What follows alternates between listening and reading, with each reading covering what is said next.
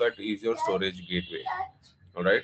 So storage gateway is a service. So it's kind of you can think of this as let's say for example you have your application running on the AWS platform. Like let's say you're running EC2 instances, and then on that EC2 instances you're running your application. But let's say your storage, all right, the storage is the data basically that is being stored on your on-prem. All right, so like let's say you have your hard disks, and that is where you're storing the data. So now here you have two different things. One, you have your on-prem, and then you have the cloud, right? Now you'll need to establish the connectivity. You'll need to kind of set up a connection so that your on-prem can talk to your cloud, or vice versa, your cloud can talk to the on-prem.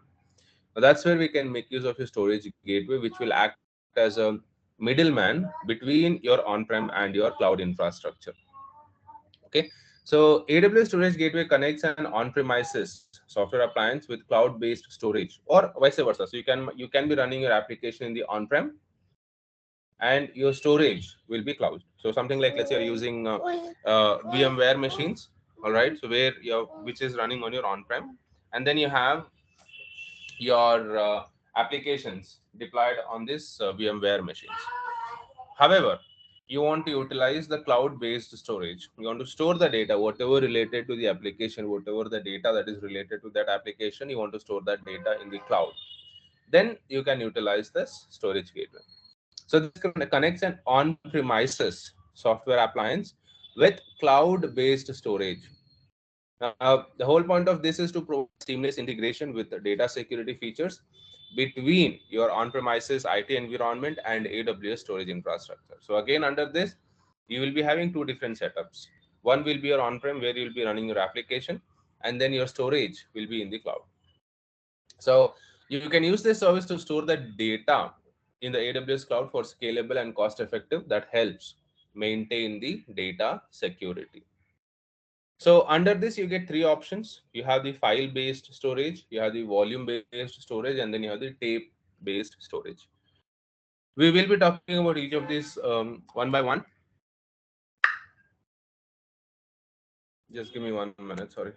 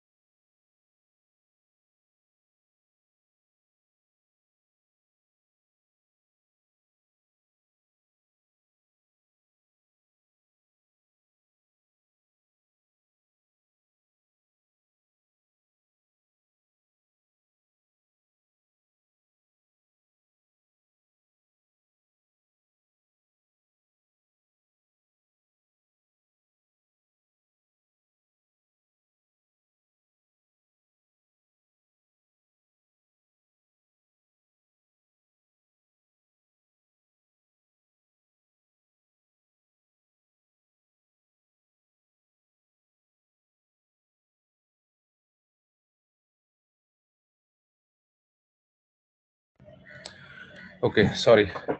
Yeah, so as I was saying, so under this you get three options. You have the file gateway, file based, you have volume based, and then you have the tape based. So depending on your use case, depending on your requirement, you will be going with this. So this storage gateway, it's a hybrid cloud storage service that gives you on premises access to virtually unlimited cloud storage. So the whole point of this is to utilize the unlimited storage capacity that you can get in the cloud infrastructure. So instead of you having to manage the storage, or you having to set up the scale the storage, you can utilize this cloud based storage by using this storage gateway.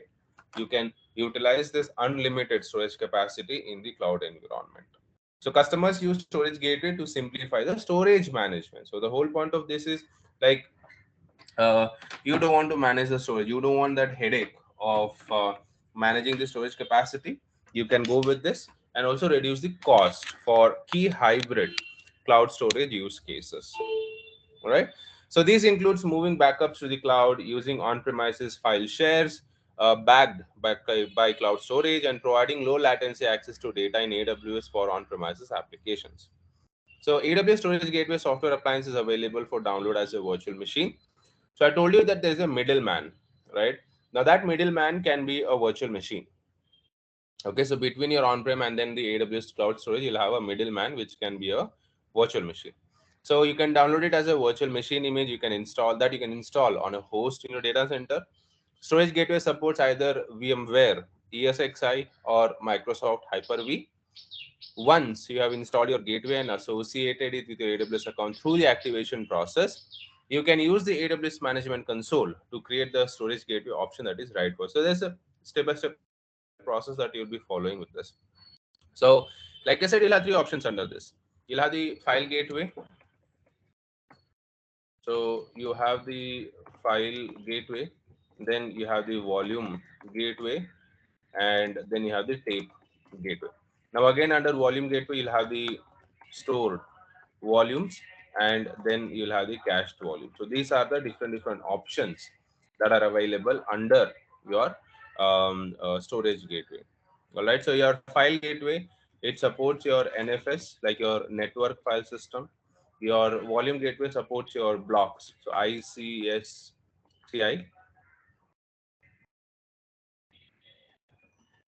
and then your tape gateway would be your tape storage itself. So it has something known as your VTL. So we'll talk about that in some time. Any questions until here? No. No, sir. Okay, so let's look at each of these one by one. So first we are going to talk about your file gateway. Now under file gateway, what happens is you will be running your on-prem applications in your on-premise, and all the data will be stored in your S3 bucket. All right, so your application will be running in the on-premise data center, and the application, the data related to that application or any data related will be stored in your S3 bucket. So files are stored as objects in your S3 buckets and accessed through a NFS. So NFS, it stands for network file system, right? So ownership, permissions, and timestamps are durably stored in S3 in the user metadata of the object associated with the file.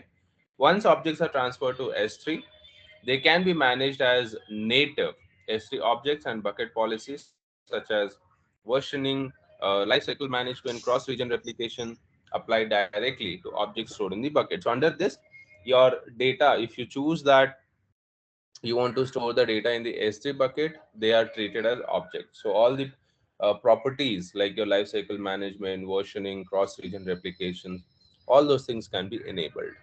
Right. So here you'll have a middleman, like let's say your EC2 instance, and then you'll have your on-prem where your application is running, and then you can use your S3 bucket to store your data. So all the data related to your application will be stored in the S3 bucket. Questions with this? No, sir. Okay. The next type you have is your volume gateway. Now, if you want to utilize your block storage capacity, then you will be going with this volume gateway. So the volume interface presents your applications with disk volumes using the ISCSI block protocol. So under this, basically your data will be stored in the form of block storage. All right. So data returned to these volumes can be asynchronously backed up as point in time snapshots of your volumes and stored in the cloud as Amazon EBS snapshots. Snapshots are incremental backups that capture only changed blocks. All snapshot storage is also compressed to minimize the storage charges. And again, under this, you have two types. You have the cached volumes and then you have the stored volumes. So first we will look at your stored volumes.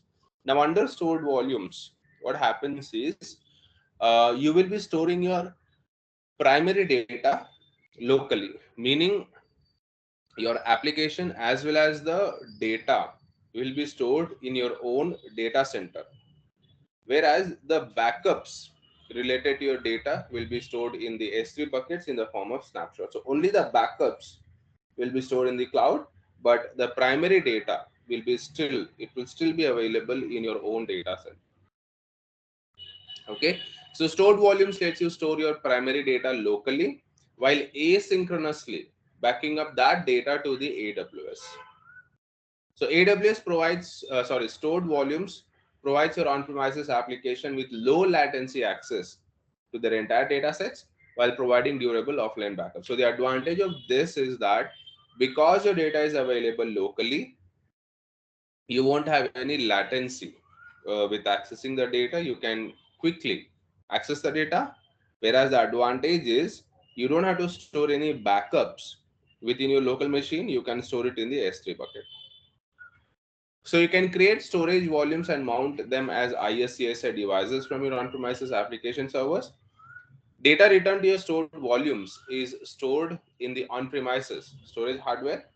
This data is asynchronously backed up to Amazon S3 in the form of Amazon EBS snapshots. So here you get a capacity of 1 GB to 16 terabytes.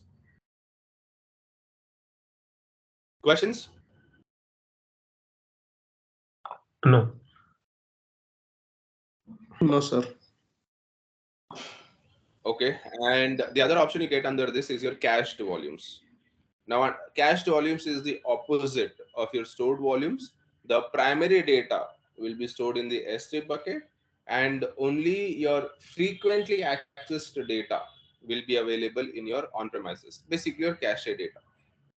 So, cached volume lets you use Amazon S3 as your primary data storage while retaining frequently accessed data locally in your storage gateway. So your primary data will be available in the S3 bucket, and only your frequently accessed data will be available in the on-premises.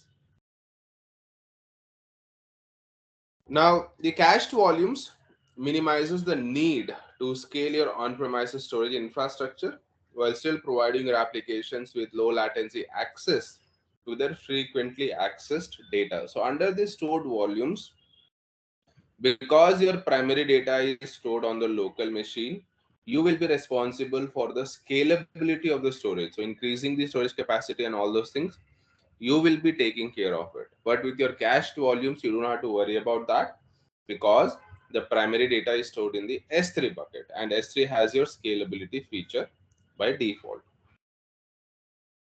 So you can create storage volumes up to 32 TB in size and attach to them an ISCSI devices from your on-premises application servers. Your gateway stores data that you write to these volumes in Amazon S3 and retains recently read data in your on-premises storage gateways cache and upload buffer storage. So under this, you can store from 1 GB to 32 terabytes of data in the cached volumes. Questions? No. And the last option you have is a tape gateway, which is like, utilizing the tape storage. So you wanna archive the data for future use, then you can go with your tape gateway. So offers a durable, cost-effective solution to archive your data in the AWS cloud. The VTL interface it provides lets you leverage existing tape-based backup application infrastructure to store data on virtual tape cartridges that you create on your tape gateway. So each tape gateway is pre-configured with a media changer, and tape drives, which are available to your existing client backup applications, ISCSI devices. You add tape cartridges as you need to archive your data, and you have applications that supports this. So like you have net backup, backup exec, veeam, all these are different applications that works same as your tape gateway. So under this, the whole point of this is if you want to archive your data for future use, like if you want to store your data in the Amazon Glacier service, you go with the tape gateway storage. So once again, file gateway, it is used for your flat files. The files are directly stored in the S3 bucket. Volume gateway, you get two types. You get the stored volumes and cached volumes. Under stored volumes, entire data is stored on site, meaning on your on premises locally, and asynchronously backed up to the S3 bucket. So the snapshots, the EBS snapshots will be stored in the S3 bucket. Then you have the cached volumes where the entire data set is stored on S3. So all the primary data will be stored on the S3, and only the frequently accessed data will be cached in your on premises. And then you have your tape gateway. So this is used mainly for your backup and uses popular applications like NetBackup, Backup EXC, Veeam, etc.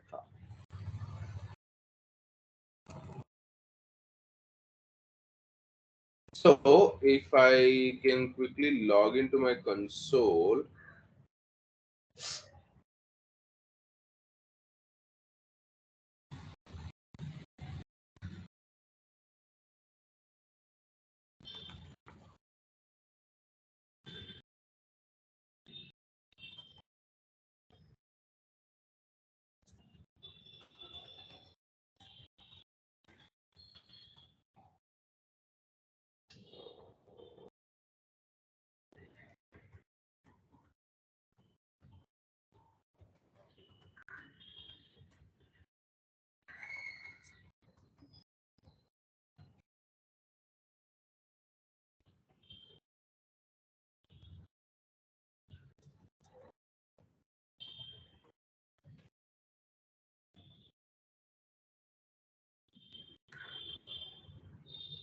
this is the one from yesterday. So let me delete that.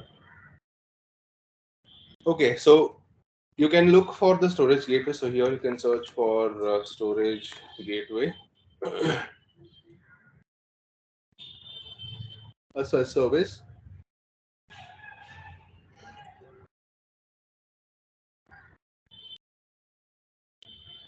And you ideally begin with this create gateway option, and these are the options you have. So you have the S3 file gateway, FSX file gateway, tape gateway, and volume gateway. So S3 is you're going to use it for your Linux machines. You want to store the data in the S3 bucket. FSX will be for your Windows file server. So if you have like Windows machine, you can go with this FSX file gateway, and then tape gateway, which is for your backups, and then volume gateway.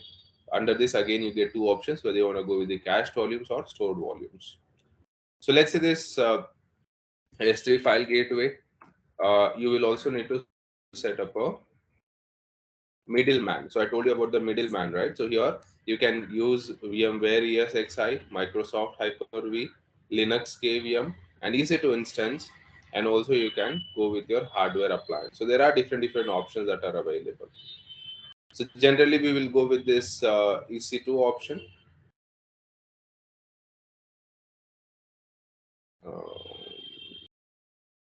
Yeah, I'll have to launch this instance. But ideally, once you fill in these details, you have this connect to AWS, which is kind of configuring your storage, where you want to store the data, review and activate, and then configure gateway. This will set up the gateway.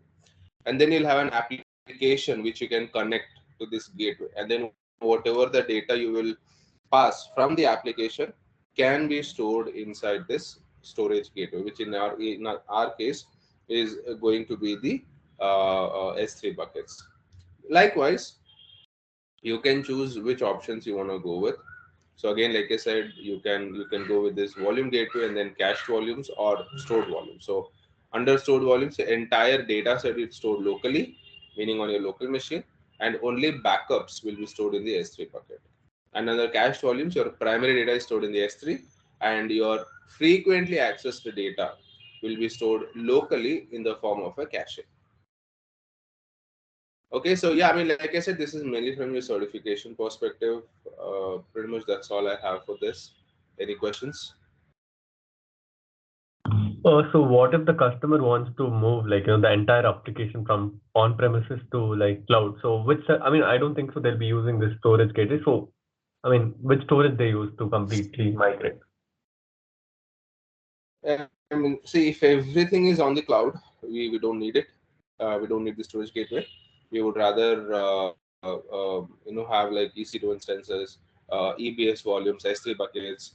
So we don't need this additional piece basically. Okay. Okay. Okay, we would still be using S3 buckets, EBS volumes, but now I don't need this middleman Okay. because everything is there in the cloud. I can establish the connectivity without any problem. Mm-hmm. But let's say you don't have cloud, you are using on premises as well as cloud. Now, Okay. these are two different platforms, right? So, first you need to set up a connectivity between them. Correct. That's where your gateway will come. It will act as your middleman, which helps you to connect your on premises with your cloud. Yeah. Now, if you have everything on the cloud, you don't have to worry about it because you don't need any middleman for that. Correct. Correct. Any other questions? No. No, Ravi. All right. Uh,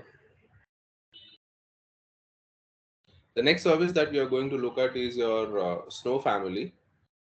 Now, SnowFamily is mainly one of your migration service. So AWS has different migration services. Okay, so here under migration, so you have application discovery, application migration, database migration, different options. So likewise, we have this SnowFamily, which is mainly your data migration service. So if you want to move your data from one location to another location, then you can utilize this SnowFamily service. So it's a data migration service, right? So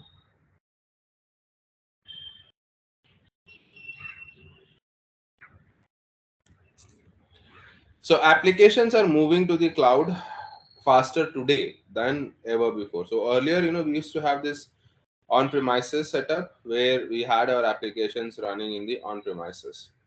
But as of today, if you see, most of the people are migrating to the AWS platform or the cloud platform.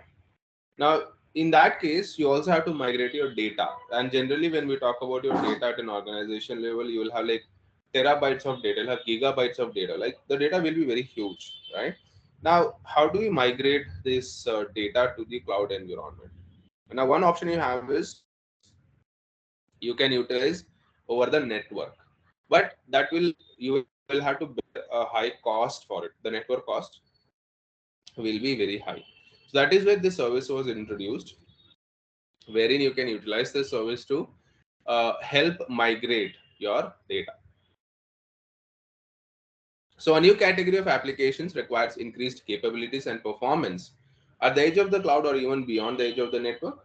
AWS provides edge of infrastructure and software that moves data processing and analysis as close as necessary to where the data is created in order to deliver intelligent real-time responsiveness and streamline the amount of data transfer. So this SnowFamily helps customers that need to run operations in austere non-data center environments and in locations where there's lack of consistent network connectivity. So you can also utilize this service as a small data center to run your applications in very remote areas.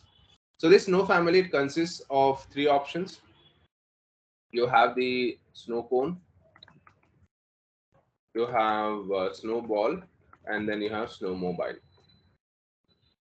Okay, so this is the lowest and this is the highest basically. So the SnowFamily comprises of snow cone, snowball, and snowmobile, offers a number of physical devices and capacity points, most with built-in computing capacity. So these are nothing but these are your physical devices. You can think of it as an external hard disk. Okay, so these are physical devices that you can use to migrate your data. So these services help physically transport up to exabytes of data into and out of AWS. So you want to move data to AWS, you want to move the data out of AWS, all those things can be done. So we'll first look at your snow cone. So this is the smallest member of the AWS Snow family of its computing and data transfer devices. All right. So Snowcone is portable, rugged, and secure. You can use Snowcone to collect, process, and move data to AWS either offline by shipping the device or online with AWS Data Sync. So we have this another service called Data Sync. We can use that to transfer the data. So running applications in disconnected environments and connected edge locations can be challenging because these locations can often lack the space, power, and cooling needed for the data center IT equipment. AWS Snowcone stores data securely in edge locations and can run edge computing workloads that use AWS IoT, Greengrass, or Amazon EC2 instances. So Snowcone devices are small and they weigh about 2.1 kg, so you can carry one in a backpack or fit tight spaces for IoT, vehicular, or even drone usage. So it's a very small device. So this is my snow cone. So it's really a very small device. So this one that you see, this is basically my snow cone. Questions? No. No, Ravi.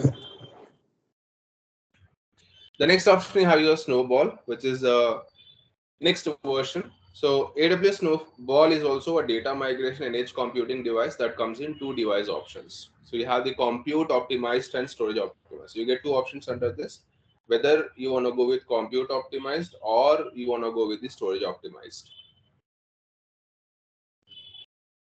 Now the Snowball Edge storage optimized devices, this provides you 40 CPU cores of computing capacity coupled with 80 terabytes of usable block or S3 compatible object storage. So the capacity you get is 40 CPU core and 80 TB of storage capacity.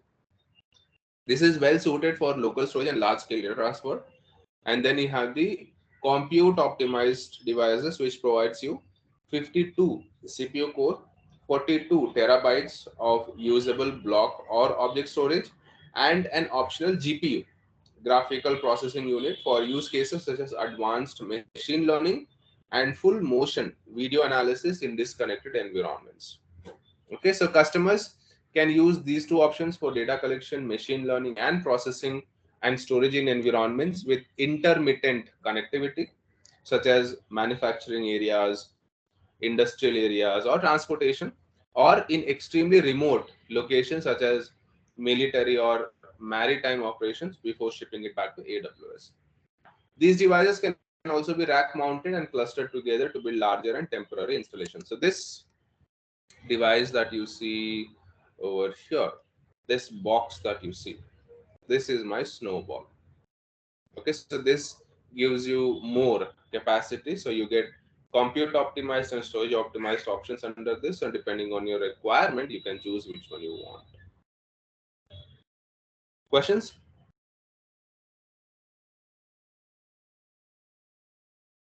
Okay, and the last option you have under this is your snowmobile, which is a literally a truck that you get. So AWS Snowmobile moves up to 100 petabytes of data in a 45-foot long ruggedized container and is ideal for multi-petabyte or exabyte scale digital media migrations and data center shutdowns. So a snowmobile arrives at the customer's site and appears as a network attached data store for more secure high speed data transfer. So the device, it will come to your location and then you can use it to transfer the data. So after data is transferred to snowmobile, it is driven back to an AWS region where the data is loaded into Amazon S3. So it is literally a truck. So snowmobile is tamper resistant, waterproof, and temperature controlled with multiple layer of logical and physical security, including encryption, fire suppression, dedicated security personnel, GPS tracking, alarm monitoring, 24/7 video surveillance, and an escort security vehicle during transit. So you get a very high security under this. So like I said, this will be literally a truck.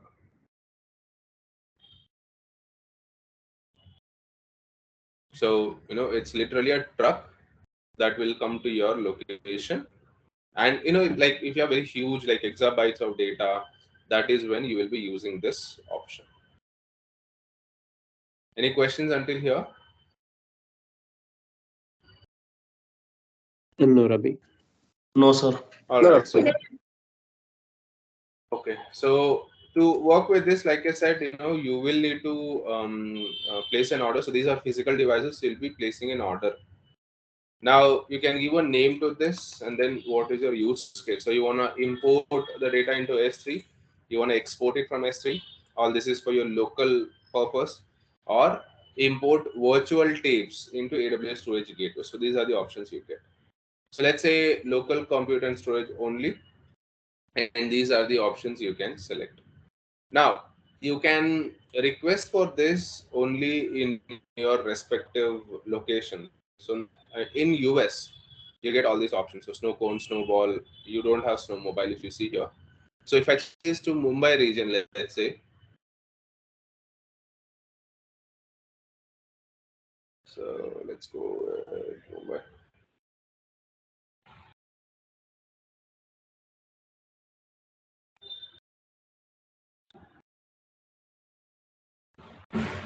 Okay, so here you can see you get only three options. Okay, so let's say text, and then these are the options you get. So you have very limited. So you get the snow cone SSD storage, which gives you two CPU core, 4 GB RAM, and then 14 terabytes of SSD storage. Then you have storage optimized with 80 terabytes. So this gives you 40 CPU core, 80 GB RAM, 80 terabytes of HDD storage, and 1 terabyte of SSD storage. Then you have again compute optimized without GPU.